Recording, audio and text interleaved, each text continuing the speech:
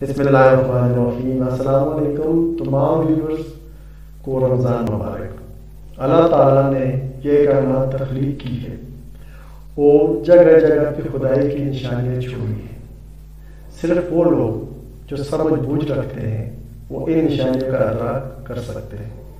اسی طرح کا ایک سائن، ایک میریکل کی آج ہم اس ویڈیو میں ذکر کریں گے۔ ویڈیو کو آخر تک دیکھیں، اپنا ایمان تازہ کریں اور اپنے دوستوں کا ساتھ بھی شیئر کریں تاکہ ان کو بھی فائدہ ہو۔ شکریہ۔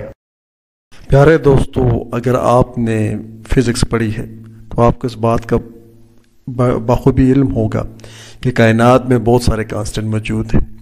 یہ کانسٹنٹ میتھمیٹیکل ویلیوز ہوتی ہیں جن کو تھیوریٹیکل بیسس پر ہم میجر نہیں کر سکتے۔ ان میں کچھ کانسٹنٹ کی مثال charge on electron, plank constant, gravitational constant ہے۔ ان تینوں کانسٹنٹ کی خاص ویلیوز ہیں جیسا کہ آپ اسکرین پر دیکھ سکتے ہیں۔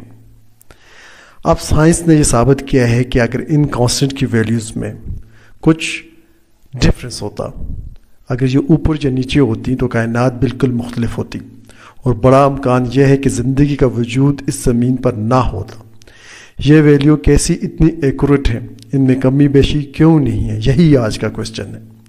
ویسٹرن ورلڈ میں مین اسٹریم سائنس ابھی تک ایوولوشن پر بلیو کرتی ہے اور ان کے خیال میں یہ پوری کائنات کو انسیڈنس کا نتیجہ ہے، لیکن اس کے ساتھ ساتھ ایک سائنٹسٹ کی ایک بہت بڑی کمیونٹی گرو کر رہی ہے جو کہ باعث و تعصب کا شکار نہیں ہے، اور وہ یہ مانتے ہیں کہ اس کائنات کو چلانے والی کوئی ضرور سپر پاور ہے جس نے بغیر کسی غلطی کے ایک جامع نظام ترتیب دیا ہے۔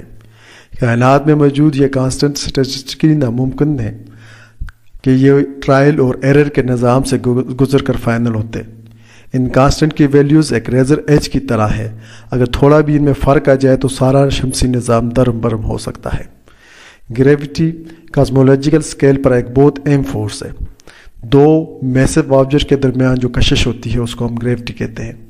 اس کا تعین گریویٹیشنل کانسٹنٹ سے کیا جاتا ہے۔